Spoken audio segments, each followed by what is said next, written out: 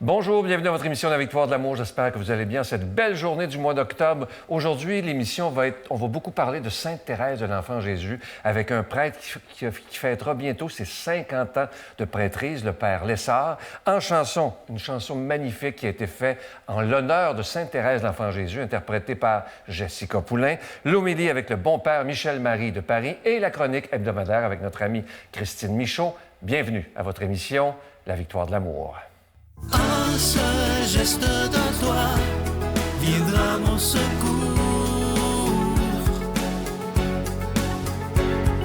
Viens semer dans mon âme le grain de l'amour. Je traverse un désert et je meurs de soif.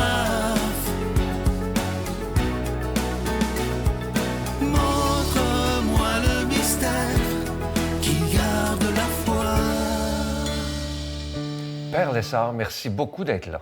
Cela me fait vraiment plaisir d'être avec vous. Beaucoup. Vous avez une vie très chargée, déjà presque 50 ans de prêtrise. Comment ça, vous savez que j'ai une vie chargée, là? Oh, là! Hein? Si vous voulez, on va se rendre tout de suite dans les années 90. Oui. Vous travaillez pour les Forces armées. Oui. Vous êtes aumônier pour les Forces armées. OK. Qu'est-ce qui se passe? Comment vous vivez ça? Alors, c'était une période très agréable, si je peux dire, mais très difficile en même temps. Parce que j'ai accompagné les militaires pour des missions humanitaires. J'ai été à la guerre en Bosnie, j'ai été en République centrale africaine, j'ai été en Haïti. Et j'ai vécu des situations un peu problématiques. En tout cas, c'était un peu corsé. Et lorsque je suis revenu... Vous voulez dire quoi par corsé et problématique? Donnez-moi des exemples. Corsé et problématique, bien, c'est quand les gens se battent, si je peux dire, et qu'on voit des morts, se faire traîner, se faire lyncher, qu'on appelle, si je peux dire. Alors, puis qu'on a personnes qui ont été suicidées de différentes façons, des personnes qui ont subi le phénomène de la goutte d'eau chinoise, vous savez, ici, tranquillement, et qui perdent toute leur conscience cognitive, si je peux dire. Ça devient comme des humains. Moi, je me souviens, un jour, on est allé porter des matelas dans une forme d'école. Et j'ai eu l'impression d'être dans le clos de truie chez nous. Excusez l'expression, mais les hommes qui étaient là, ils avaient refusé d'aller à la guerre. Alors, parce qu'ils ont refusé d'aller à la guerre, eh bien, on les a fait phénomène de la goutte d'eau chinoise. Alors, ils étaient rendus comme à l'état animal. Ils se traînaient à la tête. Ah oui. Plein de... Oh, mon Dieu. Moi, je suis sorti de cette maison-là, avec mon chauffeur. J'ai dit, arrêtons-nous sur le bord du chemin, ça se peut pas que des humains soient faits si mal que ça. Alors, il y a eu différentes situations. Je vous arrête, Père Lessard. Quand on voit la souffrance comme ça, vous parlez des morts, bon, vous parlez de tout ça, même si vous êtes prêtre, vous restez un humain, est-ce que parfois on se dit, où est Dieu? Je porte la même question que certains militaires. Où est la justice humaine, au moins? Et là, c'est quand on prend conscience que le domaine économique, le domaine politique, a plus de force que l'humain. Vous dites une phrase qui est très belle, je l'ai écrite. C'est vous qui l'avez dit, vous dites « Lorsque l'on donne le pouvoir à l'économie, l'humain n'a pas de place ou de sens. » Exact, justement. Alors, il faut s'enquérir des richesses, des richesses, des richesses. Le territoire, mais l'humain n'a plus de place. Affreux. À un moment donné, vous avez vécu, et ça, c'est assez impressionnant, là, je ne voudrais pas être à votre place. Parlez-moi de l'époque du bunker. Là, vous avez eu peur.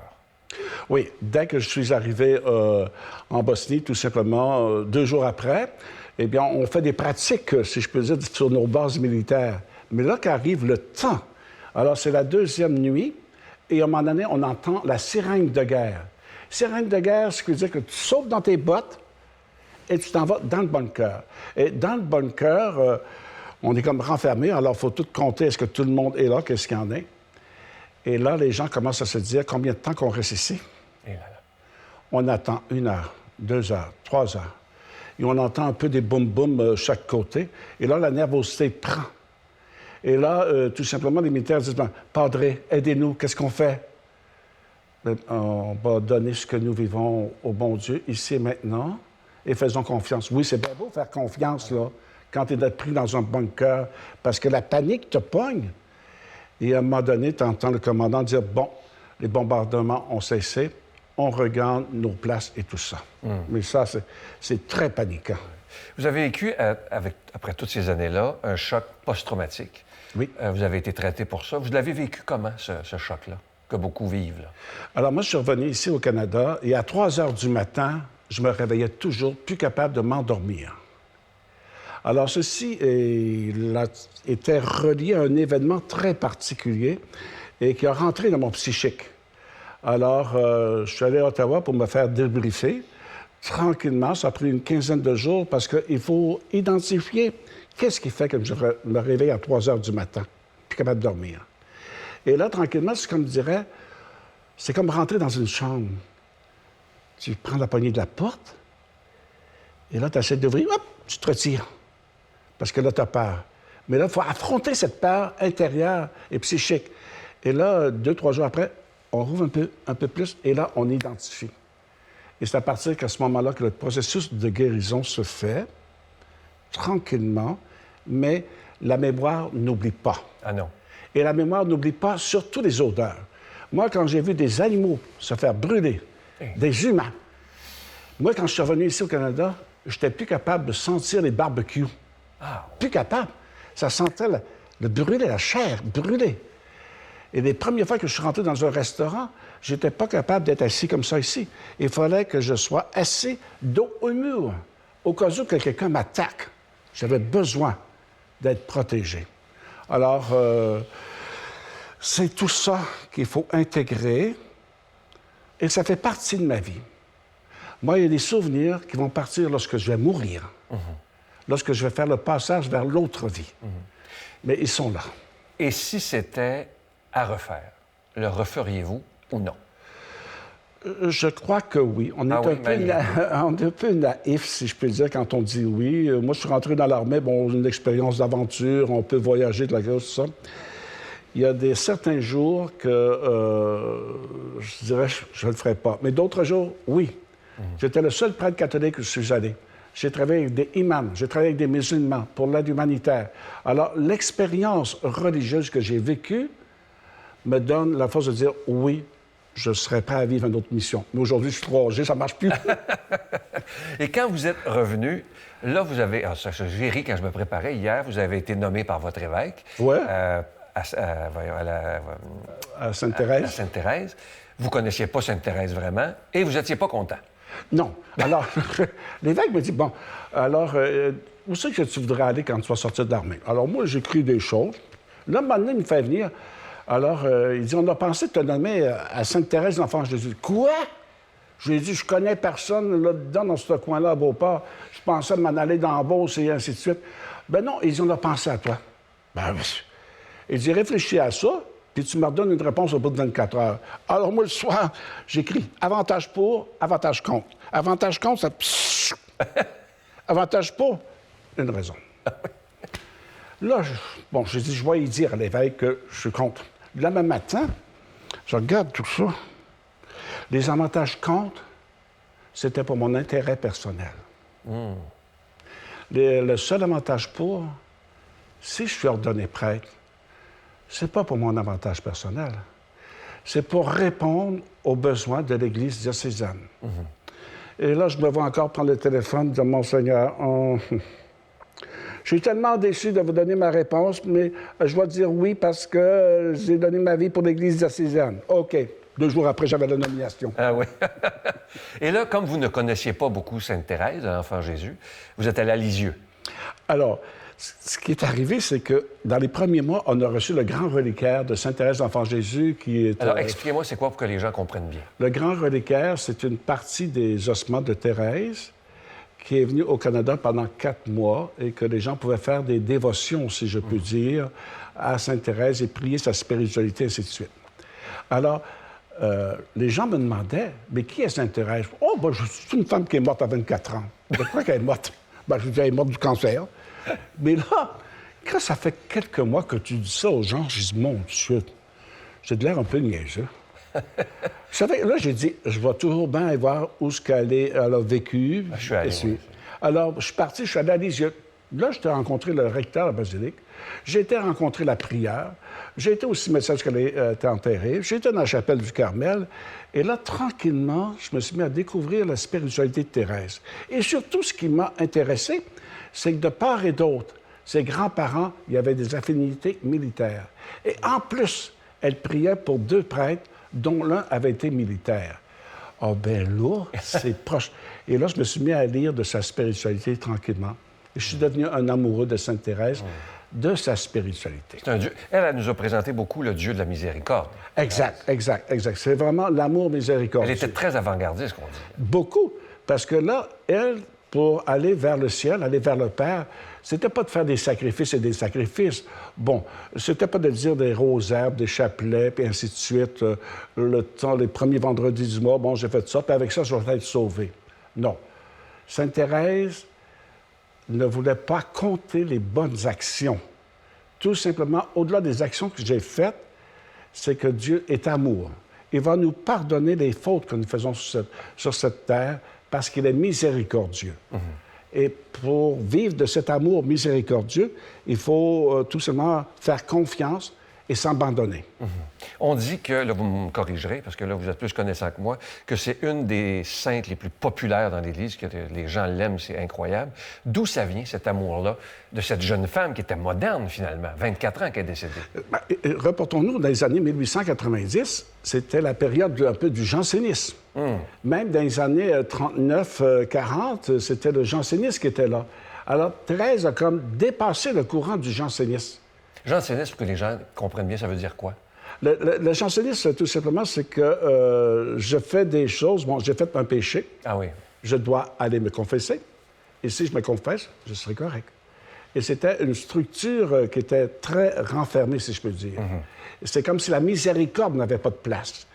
Et là, Thérèse, tout simplement, dans ce qu'elle découvrait, c'est que Dieu est miséricordieux.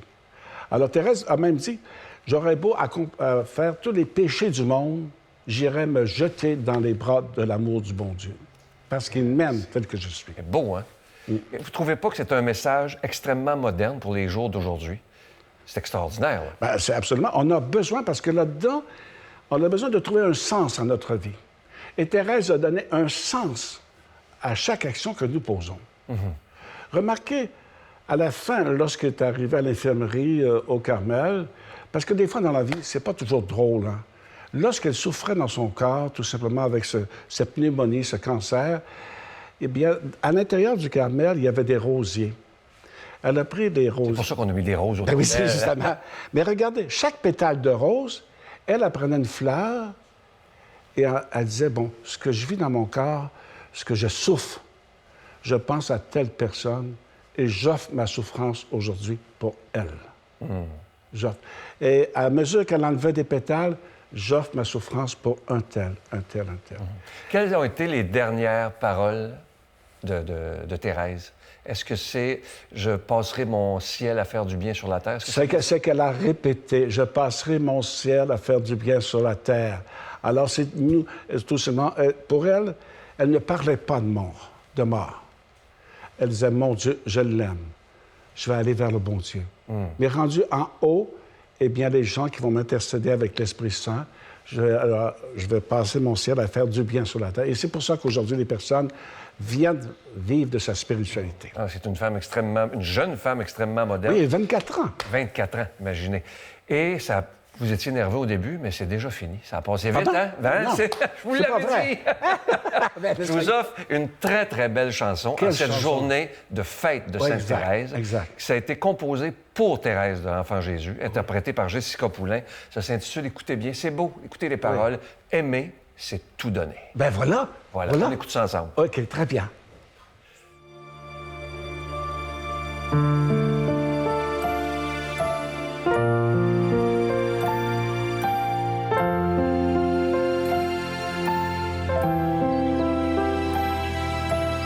Voici le plus grand amour, c'est de donner sa vie pour tous ceux que l'on aime et ceux que l'on bénit.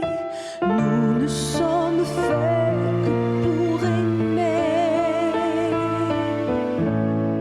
Aimer, c'est tout donner. Aimer, c'est tout donner. Aimer, c'est tout donner. Et se donner soi-même. Et redire à jamais de toute éternité. Aimer, c'est tout donner. Et se donner soi-même. Et se donner soi-même.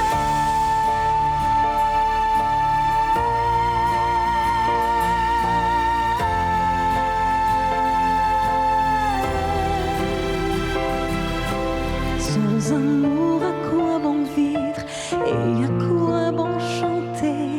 Sans amour, à quoi bon vivre et à quoi bon rêver? Nous ne sommes faits que pour aimer. Aimer, c'est tout donner. Aimer, c'est tout donner. Aimer, c'est tout donner. Et se donner soi-même et redire à jamais de toute éternité. Aimer, c'est tout donner et se donner soi-même et se donner soi-même.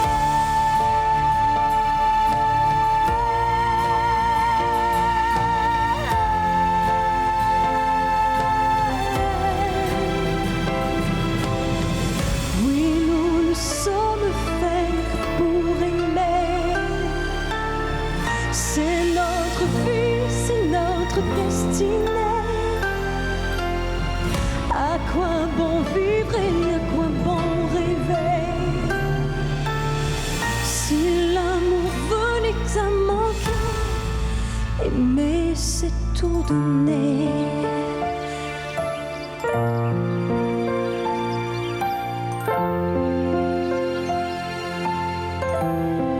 Aimer, c'est tout donner. Aimer, c'est tout donner. Aimer, c'est tout donner. Et se donner soi-même et redire à jamais de toute éternité. Aimer, c'est tout donner. Et se donner soi-même et se donner soi-même.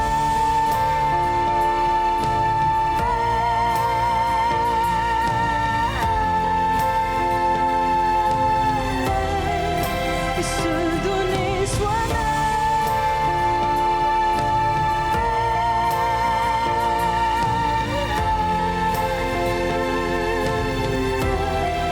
Aimer, c'est tout donner. Notre Père qui es aux cieux, que ton nom soit sanctifié, que ton règne vienne, que ta volonté soit faite sur la terre comme au ciel. Donne-nous aujourd'hui notre pain de ce jour. Pardonne-nous nos offenses, comme nous pardonnons aussi à ceux qui nous ont offensés. Et ne nous laisse pas entrer en tentation, mais délivre-nous du mal, car c'est à toi qu'appartiennent le règne, la puissance et la gloire pour les siècles des siècles. Amen. La Victoire de l'amour vous invite à venir vivre des moments inoubliables en Italie en compagnie du Père Michel Marie, Christine Michaud, Miguel Padilla et Sylvain. Nous visiterons Venise, Padoue, Florence, Sienne, Assise et Rome, la ville éternelle. Célébration eucharistique avec le Père Michel Marie. Nous assisterons aussi à l'audience générale avec le Pape François au Vatican, du 2 au 13 juin 2024, avec Spiritour au 514-374-7965 ou 1-866-331-7965. Je suis tellement content de vous parler de ce beau cadeau du mois d'octobre, une belle exclusivité de la Victoire de l'amour. Ça a été fabriqué pour nous, sur mesure. Il s'agit du pendentif de Sainte Thérèse de l'Enfant Jésus. Et vous allez le voir à l'écran présentement, à l'arrière, c'est écrit « Sainte Thérèse de l'Enfant Jésus ». Priez pour nous. Je vous rappelle que ça vient avec la chaîne. C'est en acier inoxydable, donc ça ne ternira pas. Et le bijou, il est déjà béni. Ça s'offre tellement bien en cadeau et c'est très discret. C'est vraiment de toute beauté. Je vous donne l'adresse en vous disant que vous le recevrez avec un don de 25 $. Et si vous en voulez deux, avec un don de 40 $. La Victoire de l'amour, case postale 120, succursale Boucherville à Boucherville, J4B 5E6, je vous la redonne. La Victoire de l'amour, case postale 120, succursale Boucherville à Boucherville, J4B 819-822-556. Également par téléphone, par carte de crédit du lundi au vendredi de 8h30 à 16h30 dans le 514-523-4433, 523-4433 ou sans frais le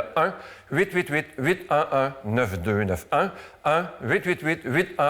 1-888-811-9291 et aussi sur notre site Internet. Vous savez que c'est un moyen très rapide, sécuritaire et efficace de faire votre don, le www.lavictoiredelamour.org. Je vous rappelle également que les livres de Christine Michaud, le « Que ferait l'amour » et mon dernier livre qu'on vient de présenter le mois dernier, « Mise en forme de l'âme », sont toujours disponibles. Alors, je vous remercie de tout cœur de votre grande générosité parce que vous savez que si cette émission existe depuis bientôt 29 ans, c'est grâce à chacun et chacune de vous. Et ça, c'est important qu'on continue de se donner la main et d'annoncer la priorité des priorités qui est l'amour.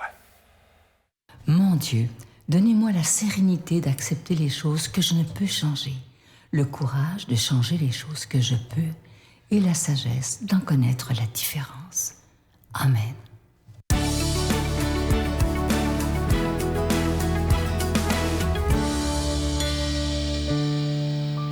Évidemment, ma chronique d'aujourd'hui est inspirée de Sainte Thérèse de Lisieux, que j'appelle affectueusement mon amie parce que depuis que je suis toute petite, que c'est devenu comme une amie. C'est ma grand-mère qui me l'a présentée un jour, puis ça me porte encore aujourd'hui. Et elle parlait, Thérèse, dans ses écrits, dans ce que j'ai vu d'elle, ce que j'ai appris, à quel point c'est important de suivre la petite voie. Et la petite voie dans la vie, pas la petite voie qu'on entend, là, mais la voie de notre chemin, en fait. La petite voie, c'était fait de petits gestes, petites actions, petites pensées même, mais qui font du bien. Donc, c'est beaucoup dans une présence aimante, je trouve, que cette petite voie peut s'accomplir. Puis, je vais vous donner un exemple concret de ce à quoi ça peut avoir l'air. Des fois, on n'a pas besoin de forcer. Des fois, ça nous arrive, il faut juste répondre à ça. Récemment, je marchais à l'extérieur avec mon petit chien, Chance, qui est tout jeune, là, qui a quelques mois encore. Et on marche, puis à un moment donné, on revient à la maison, puis je suis posée de vraiment bifurquer pour rentrer. Mais ça me dit, j'ai envie de faire le petit bout de rue qui reste. Alors, je reviens par le bout de la rue avant de rentrer à la maison. Au bout de la rue, Chance s'arrête. Il arrête complètement de marcher, puis il ne veut plus avancer. Fait que je me tourne, puis je vois un couple qui arrive vers nous.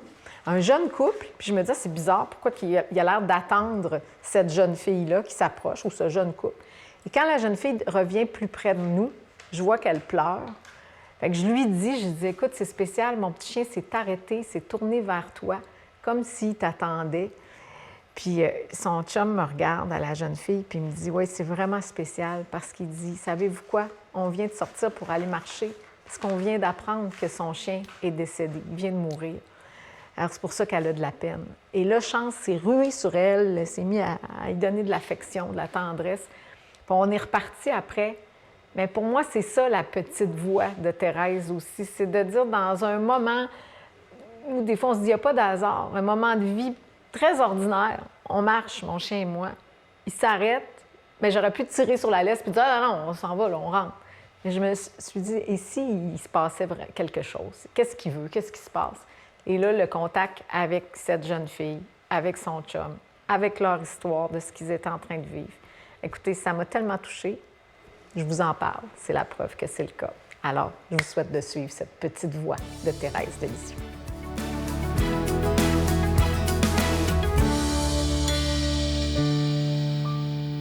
Bonjour à vous tous et bon dimanche. Mes frères bien-aimés, aujourd'hui, nous sommes les témoins d'un échange entre Jésus et les prêtres d'Israël et nous allons beaucoup en apprendre. Permettez-moi de rappeler tout d'abord que le Christ fait preuve d'une mansuétude infinie envers les petits, les sans-loi, les pécheurs publics, alors qu'avec les religieux de son temps, imbus d'eux-mêmes, convaincus de posséder toute la vérité sur Dieu, il est d'une dureté incroyable. Non pas parce qu'il a l'intention de les humilier, mais parce qu'il veut, de tout son cœur de rédempteur, les sauver de leur aveuglement en les dégageant de leurs idées étroites, avec le désir de leur révéler comment la sagesse de Dieu doit pénétrer la vie. À de nombreuses reprises dans l'Évangile, nous assistons à cette confrontation entre le Fils de Dieu et le clergé de son Père, qui, hélas, ne donnera pas de grands résultats. Comme le disait Einstein, il est plus facile de briser un atome que de briser un préjugé. Et c'est bien vrai. Donc, ne nous étonnons pas si de notre côté, nous ne parvenons pas à transmettre ce que nous portons en nous de plus précieux. Bien souvent, auprès de ceux que nous rencontrons, nous cherchons à parler de Dieu, à donner des idées sur ce qu'il est, à le présenter tel que la foi nous l'offre, alors qu'il s'agit pour nous, à travers notre seule présence, je l'espère, aimante, respectueuse, écoutante aussi, de faire lever les yeux vers plus grand que l'homme, de disposer l'homme dans la bonne direction. Mais venons-en à l'Évangile où Jésus, fidèle à sa pédagogie d'enseignement, qui n'a rien de didactique, offre une parabole simple comme la vie. Elle met en scène aujourd'hui 2 jeunes hommes invités par leur père à se rendre dans les vignes pour y travailler. Le premier dit non, mais se reprend et s'y rend. Le deuxième dit oui, mais ne s'y rend pas. Et Jésus de demander lequel des 2 fils fait la volonté de son père. Les grands prêtres qui ont le sens du devoir et qui, sans nul doute, vénèrent l'obéissance, on ne va pas tout leur enlever, répondent d'un seul cœur, eh bien c'est le premier. Et en cela, il ne se trompe pas. Alors Jésus tout de suite transpose en balançant, et ce n'était pas prudent, une vérité que ces gens bien pensants ne pouvaient pas admettre. Et cette vérité, il faut que vous comme moi, nous la gravions en nous. Les prostituées et les publicains vous précéderont dans le royaume de Dieu. C'est une affirmation du Christ à prendre au pied de la lettre. Car là, ce n'est pas une image, une histoire inventée, c'est une réalité qui vaut encore aujourd'hui. Dans le ciel de Dieu, les prostituées, c'est-à-dire des femmes de mauvaise vie, mais au cœur bon et sensible à la présence et à la voix de Dieu, ainsi que les publicains qui bien souvent volaient leurs frères, eh bien, ils sont tous canonisés par le Christ. Pourquoi ? Parce que pendant les 3 années de la vie publique, ces gens peu recommandables ont écouté avec attention les paroles de Jésus et ont même changé de vie alors que les religieux sont restés bloqués sur leur certitude. Aujourd'hui encore, ceux d'entre les hommes qui paraissent les plus éloignés du Christ en sont peut-être les plus proches. Quand vous rencontrez quelqu'un de plus de 80 ans, comme cela m'arrive souvent, qui a communié toute sa vie, tous les dimanches, et qui vous tient des propos contraires à l'Évangile, et que vous rencontrez par la suite une prostituée qui aime le Christ, qui embrasse son icône avant de s'endormir, qui donne son lit à la pauvre fille, à la paumée qui ne sait pas où dormir, ou qui invite à déjeuner le pauvre du coin, et qui voudrait tant changer de vie, vous ne doutez pas de la vérité exprimée aujourd'hui par le Christ. Je crois pouvoir affirmer que ce qui compte pour Jésus, c'est la densité d'amour de notre cœur offert à sa personne et à nos semblables. C'est notre générosité, oh que j'aime ce mot, notre bonté envers tout homme, c'est notre volonté de nous convertir tous les jours à la beauté de l'Évangile en tentant de mettre à mort nos égoïsmes, nos petites idées, nos duretés de cœur. Voilà ce qui plaît au Christ. Bénis, soyez bénis. Amen. Je vous salue Marie, pleine de grâce. Le Seigneur est avec vous. Vous êtes bénie entre toutes les femmes, et Jésus, le fruit de vos entrailles, est béni. Sainte Marie, Mère de Dieu, priez pour nous pécheurs, maintenant et à l'heure de notre mort. Amen. Ça a été vraiment des bons moments avec le Père Lessard. Je vous rappelle que nous sommes le 1er octobre, c'est la fête de Sainte-Thérèse aujourd'hui et on en a profité pour vous offrir le cadeau du mois qui est absolument magnifique. Vous allez le voir à l'écran. C'est un très, très beau pendentif. Évidemment, c'est en hommage à Sainte-Thérèse de l'Enfant Jésus. Vous allez voir l'arrière, c'est en acier inoxydable, évidemment, comme toujours. La chaîne est incluse, donc ça ne ternira pas. Et ce pendentif, il est déjà béni. Vous allez beaucoup, beaucoup, beaucoup l'aimer. Et quand ça ne va pas, pensez à Sainte-Thérèse qui nous parle, elle, de miséricorde et que Dieu est avant tout amour, n'oubliez jamais ça. Je vous souhaite une belle journée et j'ai déjà hâte de vous retrouver demain matin. Bye!